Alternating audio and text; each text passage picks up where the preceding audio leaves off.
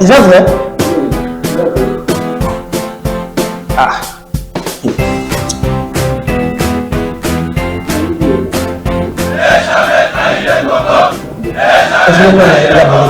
La RDC est une et indivisible. Et la population de tout le monde, c'est que Nous avons une photo de pour faire face à cette situation.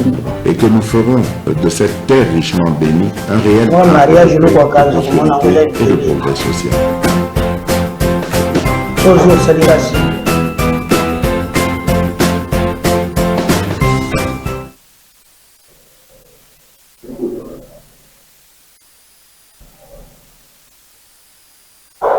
Tant que l'eau coule dans nos veines, on a pour Congo, tant que l'eau coule dans nos veines, on a la Congo, Moussala, pour accueillir Kasilobi na Kozonga Kishasa.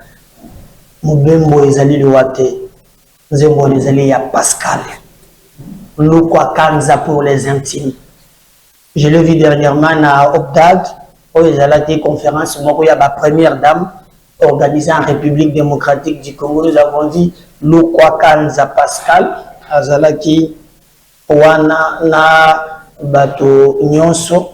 Nous avons batindeli la photo moko samedi, dimanche. On doit comédien à tata la yo moko tala bakambulo kwanza sali.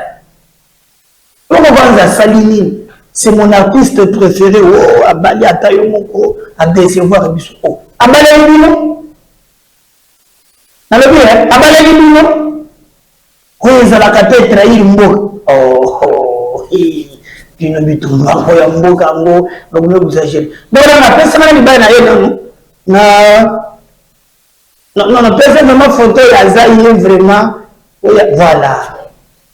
Libala Boussembo na Pascal Lokwakan. Ce que nous avons c'est la nani. Hein? Avec mondele na ye sourire, ye peut sourire, hein? On a souhaité bon toucher Lokwakan ça te. Ouais, les artistes nanga préféré. Donc abali moi si abali mondele. Vous comprenez ma béni? Hein?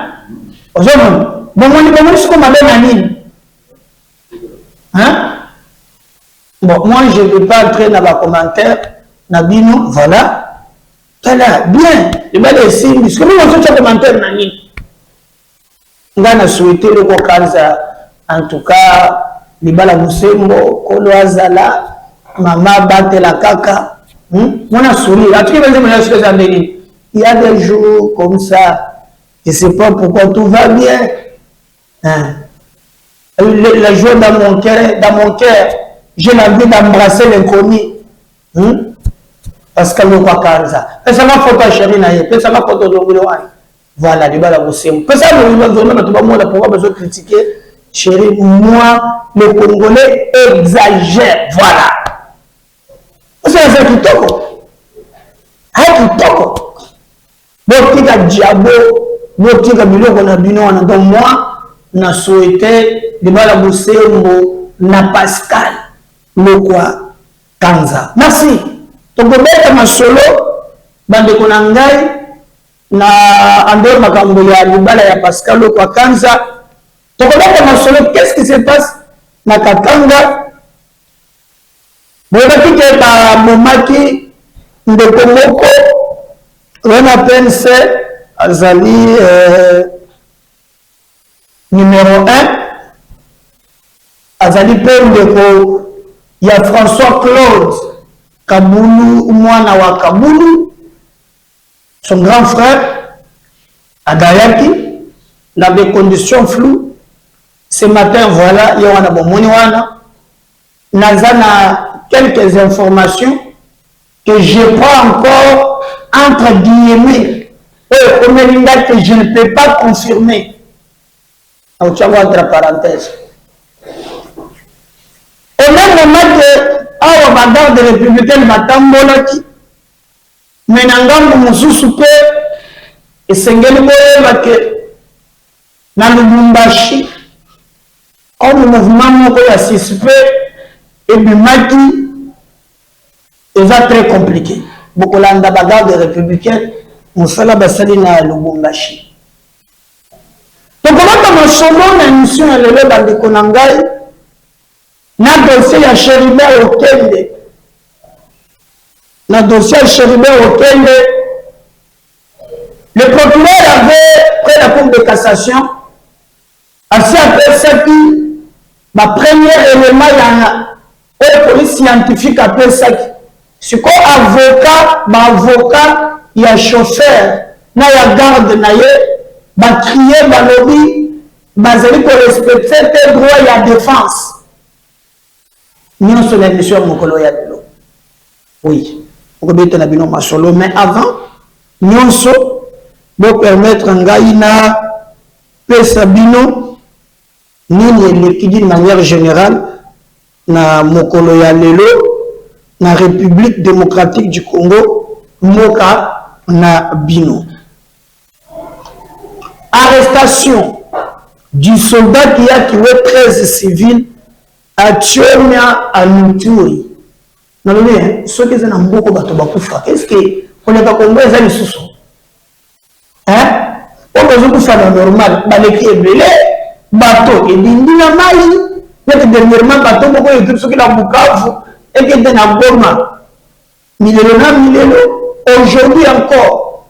Au par exemple, on a Kivu bato bakei, mais soldats moko pe na Ituri na niveau ya Choma. Iyo wana formule kwa mundu gazomeka commande babeta ka mundu. Bena nzoto ya ba. La guerre commencer. Maintenant que toujours que mundu wana ba M23 8 on a dit que ça mousse temps na mécanisme na nzoto. Il a tué 13 civils. Et maintenant bakangié, ata bakangié. Est-ce que c'est pour ça ba wa bakushi? Non. J'ai l'impression que bon ya muntu na mboka na biso ezokomaka de plus en plus nati. Solo soki bamekaka liwa. Soki quelqu'un akufi akozongaka lisusu te. On peut tout faire pour faire un procès, pour qu'on ait tout c'est regrettable. Et yo qu'il tire, il y a respectaka bon yabat. Et ça passe. Maître de Chéribert Okende, les avocats des chauffeurs et des soldats du col crient à la violation des droits de la défense. Je crois que c'est parmi les points qu'on développer. Alors, pourquoi Bango a crié déjà le droit à la défense? En tout cas, est-ce qu'il y a un but sur roche?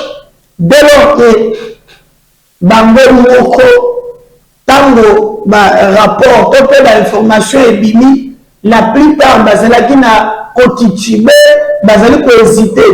Mais là, nous avons vraiment des éléments. Je ne vais pas laisser ce dossier pour nous comme clair. Alors pourquoi l'avocat, il y a chauffeur, Nayani Balobi, bon, attendons voir, parce que votre procès est à la équitable et c'est n'est pas respecter les droits, il y a défense. Et là, ce qui va dire que le droit na bango, ils allaient vraiment toucher, c'est de leur droit. Il y a côté de Makolobake, va respecter procédure, na droit et à défense. Surtout que, pour le rapport, il y a police scientifique, à l'objet que monde qui a ça c'est bête, et vous qui ben à monde qui a garde naïe, il a déjà un problème, et c'est une délibération, tout l'andilatina souka. Mais avocat il a garde à l'objet biso tozo linga lisusu lolenge makambo ezo lekate po tozo mona ke ezali ko violer droit il y a défense. Félix Tshisekedi exige un contrôle des ONG internationales au pays après des rapports sur une certaine dérive sécuritaire. Il y a constater que ba ONG la plupart et Zoya Awa et canal par lesquels bazoko sa réseau ya Batuma B.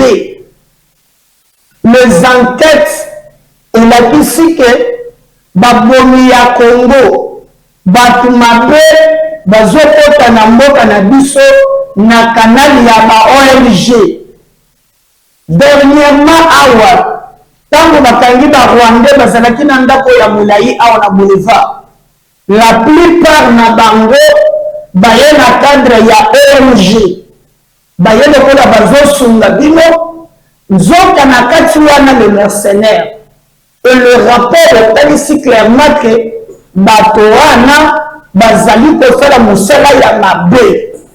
Dès okomona bato bazoya basimbi ba serene basimbi noa sebi ya semu nzoka bangola ba ONG alors que baza ba mercenaire bambongi ya Congo ezali kosala passe.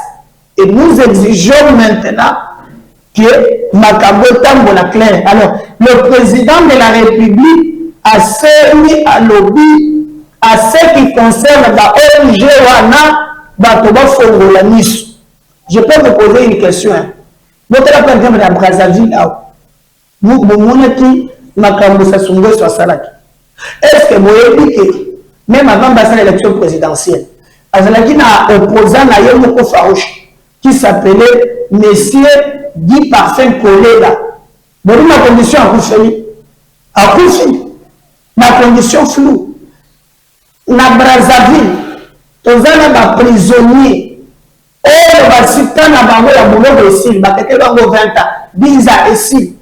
Et si ça soit lobby, ata bino boulot ici, motika la kawa, ba général Mukoko et les autres. Est-ce que monsieur Boyoki Human Rights Watch attendez vraiment que ça la banquette ou bien pour sa rapport? Est-ce que vous avez France ou bien RFI batongo na mungongo na bango kawa? Pourquoi? Parce que les amis loko na bongo ko basalaki. Donc bakoti ke na nzela ya ba ONG batu mabe belé bakoti na mboka. Et moi je pense que même barele na bango baza awa isengeli bayenda ke mboka eleki biloko nyonso au-delà ya bakopu na bango ya mike. Le gouvernement proroge l'état de siège à Noturi et au Nord Kivu. Bien que cet état de siège bate belé vraiment kosala makambo ya lukuta mingi, mais on attend voir ce que ça va donner. Le gouvernement sollicite officiellement des États-Unis un appui technique aux enquêtes sur l'assassinat de Chérubin Okende. Je crois Bolandaki le lendemain week-end oyo elekaki Katumbi avant akamatanzela akindaki Chérubin Okende comment Francis Kalongo na oyo etali makambo ya Chérubin Okende. Nous avons vu comment Kalongo abimi koloba oyo Katumbi aza na bambongo ebele eza meme na bamali oyo akodebisa 100 000 pour atia makambo ya banquette. Et selon lui, en tout cas, pour qu'enquête soit crédible, il faut France, il faut Grande-Bretagne, il faut États-Unis.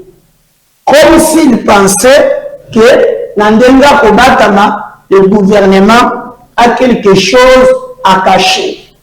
Maintenant, Félix, pour le Kotalissa, que le Kouta, parce que d'une manière générale, les informations où ont circulé, Chérubin Okende, Makambo Mingi, Oyo, Batubazo crié, Makambo Belé. En voulant faire des commentaires et orienter l'opinion que le président de la République ou bien le gouvernement reprocherait quelque chose à Chérubin Okende, ne va commanditer le roi. Mais maintenant, pour ne vider piste, n'a pas de Lukuta, et va manipuler l'opinion. Le président de la République a le dit, comme si c'est les États-Unis, Bango Yebi Nikamouan, il a instruit le gouvernement. À lobby, na yango, d'une manière officielle, le président de la République a servi expertise et à États-Unis pour il n'a rien caché que les États-Unis comme Kalombo malobé de Bazan Ambo donc Bango Bazan Ambo pour la République on va donner l'argent comme si bon un père de famille le mari de quelqu'un n'a pas d'importance. Ce qui les intéresse, c'est de Bazan Ambo. Il y a compris les États-Unis, il y a compris la Grande-Bretagne. Mais ce qui m'avait un peu tiqué, moi, moqué, et c'est là que le lundi va se précipiter. Hein? Le lundi va faire sa connotation. Et ils ont tout fait. Kakapo, Basangoana et Lima. C'est le gouvernement. Et vous avez vu, même la Bamboka Poli, ce sont des pays pro-Rwanda. Mais pour couper court, on a pas rumeur, on a un toxisateur, on va dire toxé battu.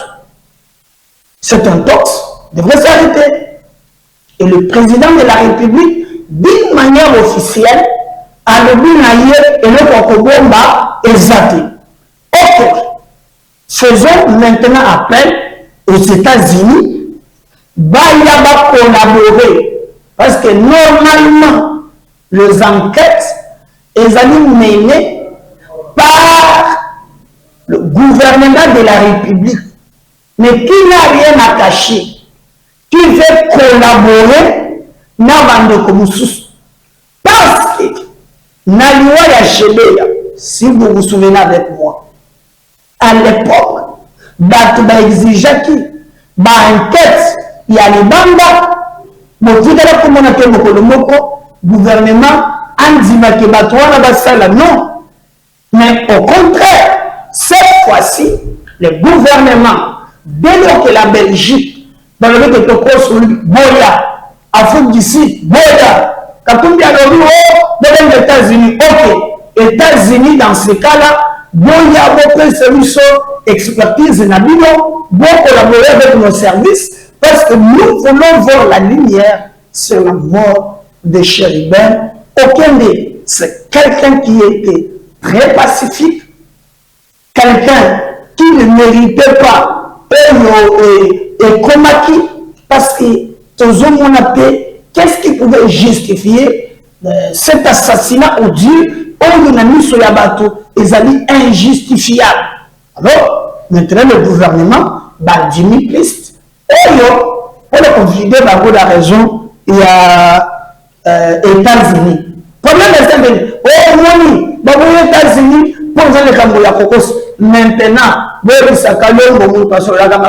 millions, que non, cette fois-ci, ils allaient collecter parce que le gouvernement a décidé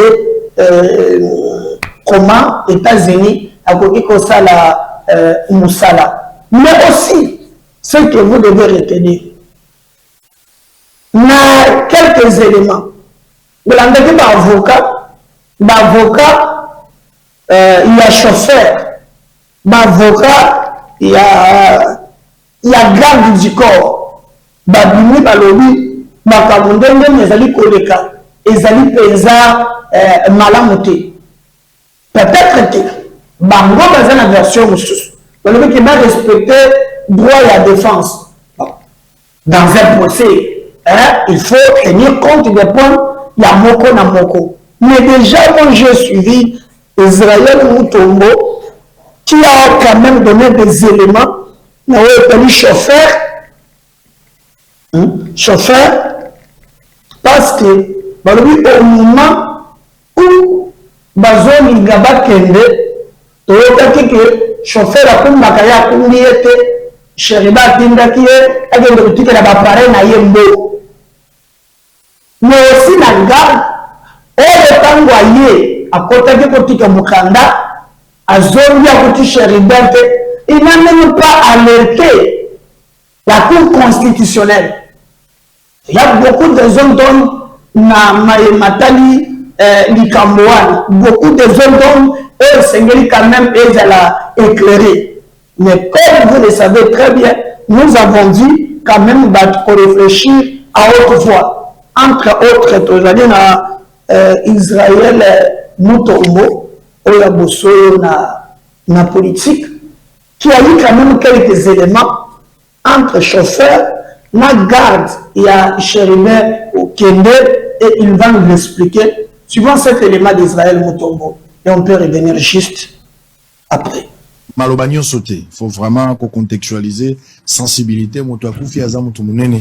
D'ailleurs on peut sabino chance bolanda biographie nae mettre un goma tozonga potozwa climat et processus électoral. On va terminer par là, lui aussi va terminer. To même ya mingi moto ya kufi nga nazo senga bakunda Chéribin so ki vérité binimo nazo mona précipitation ya kokunda Chéribin. Moi je demande la population tozala exigeante bakunda Chéribin soki toyebite banani babomi Chéribin.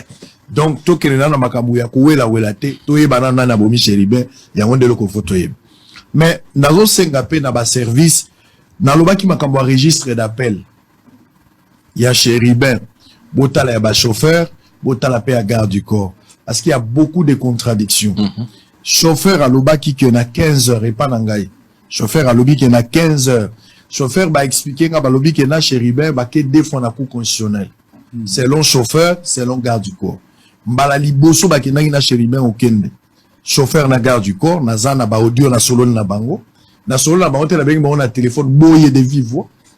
Ya liboso ba lobby ba longwa ki na ndaku na tongo vers ba midi. Ba tie ba midi. Tango ba kei ba komi na cour constitutionnelle ba kendaki 3 personnes. Garde du corps, Chéribin na chauffeur. Chauffeur na volant, garde du corps à côté, Chéribin na sim. Tango ba komi, selon garde du corps, Chéribin atinda ki garde du corps, akende kozwela ye document na likolo na cour constitutionnelle. Et puis aye kozonga na document. Tanga zoki na document, Chéribin atangi document, amoni que akozala disponible, ya ko répondre à l'invitation à jeudi té. Il faut solliciter remise. Wana mutazo expliquer chauffeur na garde du corps. C'est ainsi que Aimeta qui le veut bazonga ndaku pour ba kende kotia au propre bas ba koma mukanda ya remise pour ya kokotisa olia lo bango na monoko bazongi bango misatu na ndaku tango bakomi chauffeur alobi ke bavanda ki patron akoti na kati c'est vers 15 heures nazana audio alobi vers 15 heures na 15 heures nde patron abengi atindi. Qu'est-ce qui prouve que c'est Chéribin mutatinda qui est parce que alobi nanga katinda ki akende kozwa akenozole mikanda na bureau na ye et que tango akomi na bureau na ye zalaki ya kokanga bureau privé bureau zaki ya kokanga garçon abomba ka fongola azalaki te ba prendre que fongola ya bureau ebungaki bango ba forcer pour azwa document na wana pendant que ya zalité ba forcer bureau ya Chéribin ya bureau privé na bureau privé pour azwa ba document. Pendant ce temps-là, Chéribin tikali na kati ya lupango, na ndaku bien sûr, azo travailler, on suppose, garde ko azali banda. Siko ya kendaki na 15 heures. Déjà na 15 heures yeba tindi. C'est-à-dire Chéribin tikali na mosale ko zata ba 15 heures 30 ou 16 heures. To lo bakaka. Balobi ke Chéribin bimia yebisi garde du corps que ero ba coup constitutionnel bakangaka. Il faut tout ça l'effort to comme avant basa nini bakanga. Chéribin zui vola yemoko na garde du corps bango mibale babim. Ba se retrouver na cour constitutionnelle to ba déjà ba 16 heures. Kolongwa Montfleury pour akoma. Erwana kobima ville. Ils ont un embouteillage mais ko ya le contraire, il est à dégager. Donc on suppose 16 heures de bakomi. Mais information wane uti. Alors, il y a koti na kati tango bakomi alobi Chéribin tikali na kati ya mutuka. Il y a mati yemoko. Batindi ye pour que notika document. Alakisi enveloppe moko oyo Chéribin komaki likolo nango azopesa ba précision ya biloko place isengela gatika amati pa na ngai alobi asala ta 10 minutes za moins de 10 minutes n'avait même pas fait 10 minutes ya ma bi ba contradiction ezo la moins minutes et puis tango akiti alobi clair que akuti mutuka te siko na tuna ki qu'est-ce que tu as fait alobi na ngai na bandi koluka luki partout na tikel comme on a été abengite abenga nanu te alobi aluki nanu abengi aluki pembeni na monite abimiti na nzela monite po azaki na espoir ka kozala atiaki aparkaki pour ba parking, on a parking à moto, atie place mususu. Et puis après, a bandi kobenga. A bengi à plusieurs fois, téléphone les ont sonné, mais chef azo yambate. Mais yemo quoi a eu intuition. Azo a moto, azo ngandako. Alors kayaki na chef azalite, pourquoi azo ngandako? Garde du corps. Garde du corps. Chauffeur azate, azo ngandako. Depuis chauffeur a kendaki, to komi ba 17h30 na maloba na bango moko ba 17h to ke 18h, tangu garde du corps a komi na ndako, garde du corps a komi na ndako. Chauffeur ayaki na ndi. Donc le chauffeur est arrivé après garde du corps. Moi si n'avais pas à la guité. Voilà garde du corps. J'ai parlé avec eux, ceux qui ont service, besoin, on va leur donner, nous on n'a rien à voir. Et on l'a dit, moi je vais exposer à la TV Zalité, s'ils en ont besoin, on va leur donner, tout ça, peut-être na kosamba, mais on a ma contradiction. Alors, chauffeur Azati. Chauffeur a après garde du corps, on a salié compte rendu. Et puis garde du corps on mata qui pour que notika munani ake notika mukanda la cour constitutionnelle atika ki munduki na ya lobi achango na se akiti Tout à fait. aza munduki ya ndenge ni zaki pistolet to zaki munduki ya mulai pozo za ba AK47 kokota sango na kiti et au fandate mais so za pistolet ndeko kokota azaki na quel type d'arme moi je sais pas. Alors siko kozonga na ye tango chauffeur aye abani ko expliquer chauffeur et Rwanda bazo continuer ka ko benga chauffeur habite na bengi na ebeka po na tiki ko benga parce qu'il y des fois ils la son na benga insister na ana kata réunion moyenne insister exact. Et puis troisième maman ekoya bangone ba toi ça maman contrainte mais voilà to gele ba 19h. Alors ceux qui consignent, pardon Sango, ceux qui consignent ezali que ceux ko bengi na na kata réunion, c'est-à-dire que dans leur tête on ne pense pas encore à l'enlèvement. Exactement. Mais alors comment nos amis sont arrivés à avoir cette information là? Exactement. C'est là où il se pose un problème. Donc là on est vers 19h 20h on suppose voilà tout qui bango na tuna qui paye bituna na tuni ya ibisangai est-ce que zala qui attend na nani makambo ya kibazolandela bango na balabala garde du corps akoyeba ki patron aza na problème ata mikolo wana soki problème ezali en tout cas moto à sécurité il faut informer que makambo ya malamu te surveiller ba mouvement malobi te ate loko moko etikali kozala te à part na monaki azalaki mwa triste mikolo eutoleka na tuni tristesse pona nini est-ce que ayebisaka azalaki na problème est-ce que afungwa makabi te tosolaka na biso d'habitude ayebisaki oni selon garde du corps awige alobe na ngeza makambo mwana na ya uti kobala ezalaki makambo ba invitation peut-être apesaki batu te wana ba audio ya garde du corps na aloba makambo na ofondé te ezali audio pe garde du corps ayebiki na solaki na ye chauffeur pa ayebiki na solaki zomona donc déjà la place wana mwa babiloko ekomi mwa biloko ekomi parce que ye alobi ki ata manœuvre moko ya moto azolandela bango ezalaki te moni atikaki ka arme akiti na ye donc ba service ya l'état bapesa mwa makanisi mwa mosika mais il y a des éléments que je voulais fixer un peu hein. Service azala no mwa attention à moi makambo na registre d'appel c'est très important de mettre à lobaki pour lobby balandela registre appel pour toyeba azalaki ngana na idée na ngai hein eza makambo bana oyela ngana mutu ngana omona boy Chéribin biso nyonso ba patron ou bien soza mutuka na yo ozana moto ozana garde et comme la kabiso à un moment donné OK kop moko lingi mutu akota te même chauffeur na auto garde oko tinda pe chauffeur ki osombela ngelo hotel garde po osomba o isoler bango po yo sale logo nozo sale et puis après ici bango bon na telle place même so longwe a OK telle place ça nous arrive est-ce que ba travailler qui était na téléphone pour que ba déplacer na place azalaki voilà. Il avait parlé avec qui avant d'aller dans la cour constitutionnelle, Choki Akendaki. Et Zalaki appelle, ah ouais, je vais passer par chez toi. Et que Moutanga Kolobane, que Naza Libanda na Mousikate avance. Et que y a avancé. Nazo Kanisabongo. À quoi avancer la vite fait que l'État qui oya kitaso a bengi akoya, mais so ka avance. Et que Moutouana koi koko tape na Moutuka a une certaine confiance. À quoi tu peux na Moutuka le quoi bazo solo là, mais abimisi pistola ko qui peut ko braquer. Que aucun mouvement sinon je tire.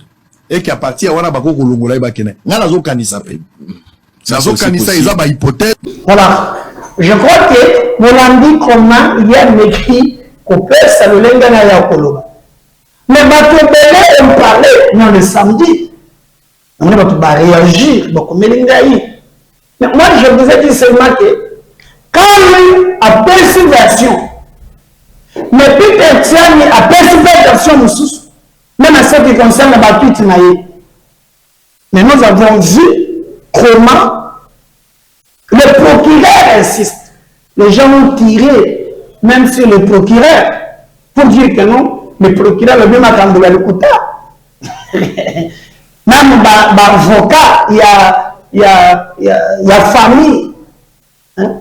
Nous avons vu Chéribin, comment il s'appelle encore, Laurent Onyembe, parce que c'est lui qui est l'avocat de la famille Alobi, procureur Abimi Libanda, comment nous avons sali d'enquête, Yamba la moko confirmé à Alobi, ce qui s'est passé, ce qui m'a donné, non. Ce qui m'étonne même, n'a l'avocat, un pays où il y a des solo, nous soyons du tout. Le procureur a lobby boyé. Police scientifique n'a pas enquête au préalable à Bango Bazui.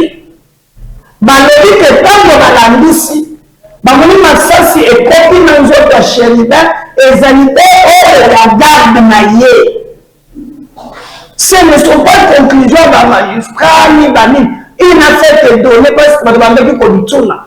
Au contraire, le gouvernement a même accepté demande à Bakatoumiste, il y a au sein des États-Unis. Suivez bien les procureurs. À l'unité que va trancher, on désorienter, le procureur a dit, Bazana enquête n'a pas contradiction, mais ce qui se fait, c'est que la police scientifique, nous doit passer dans ces éléments-là. On suit ça, il manipule pas l'opinion. On revient juste après.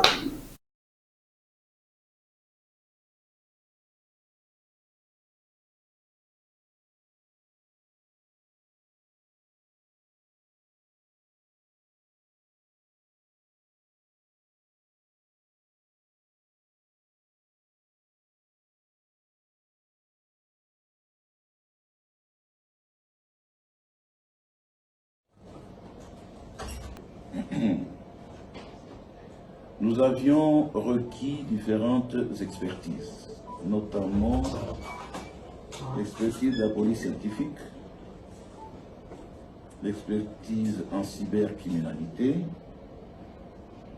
l'expertise en télécommunications cellulaires, l'expertise en médecine légale. Toutes ces expertises, par nos réquisitions d'experts,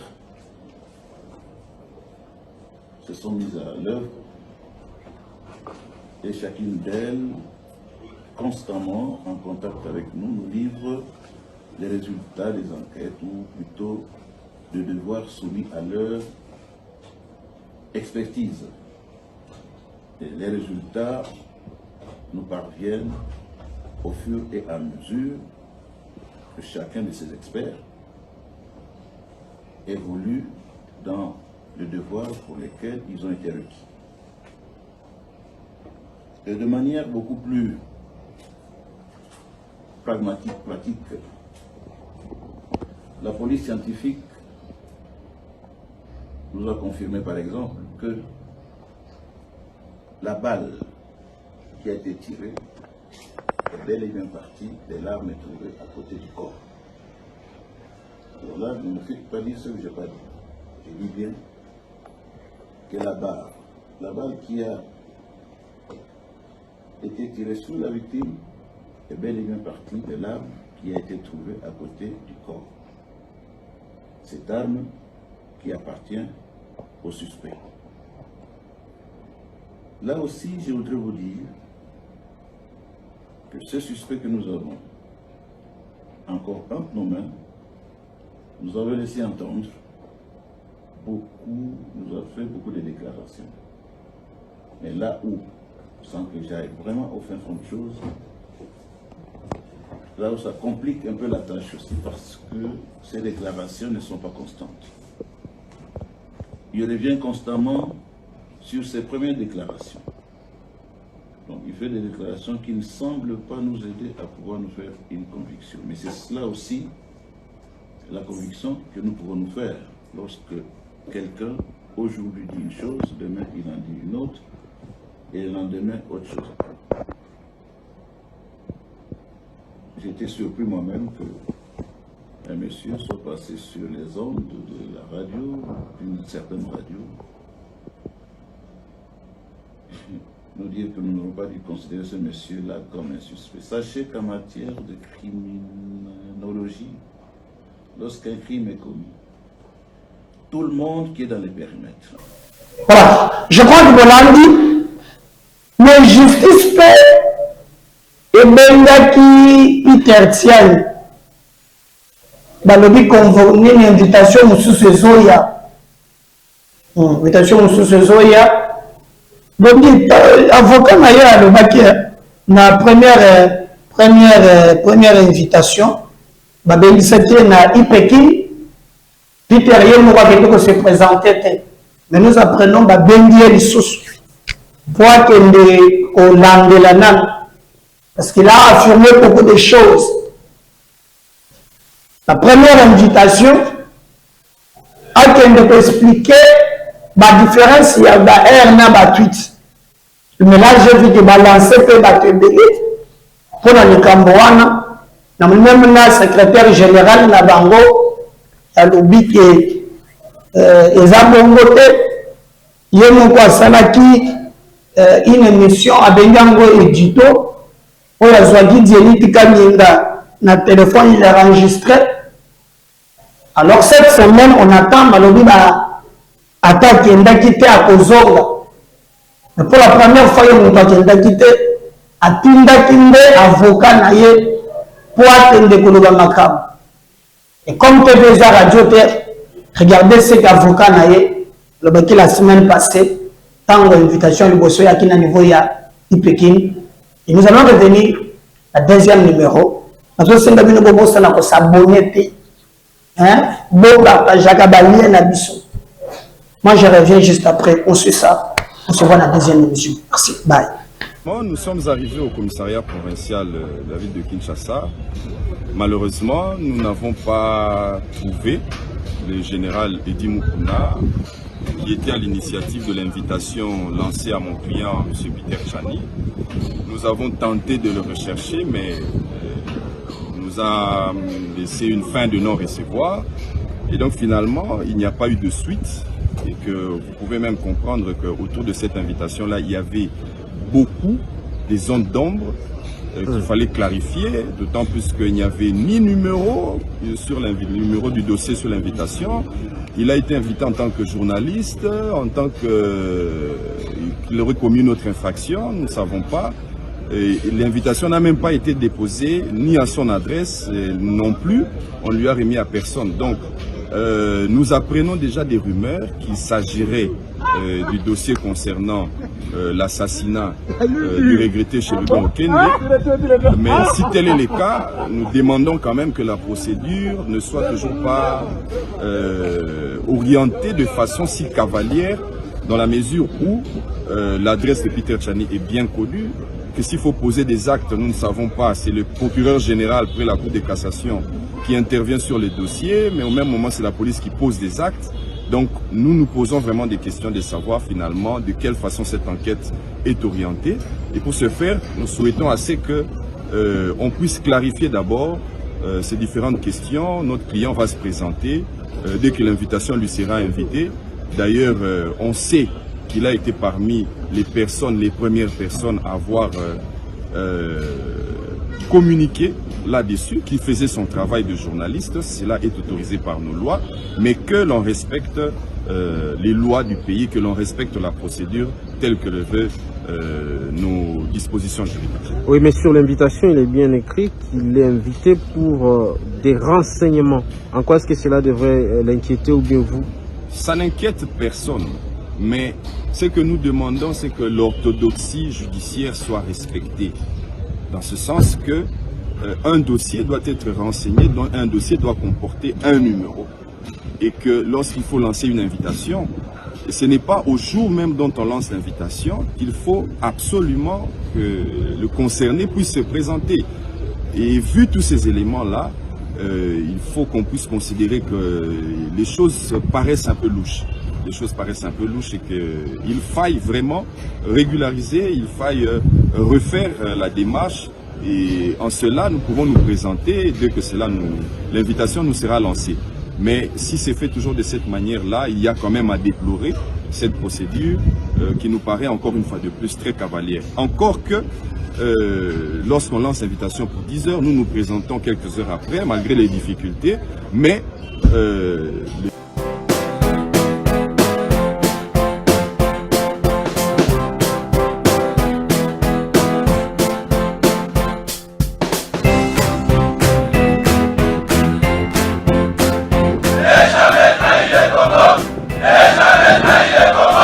La RDC est une et indivisible. De la population et de tout le monde, c'est qu'il faut tout arrêter pour faire face à cette situation.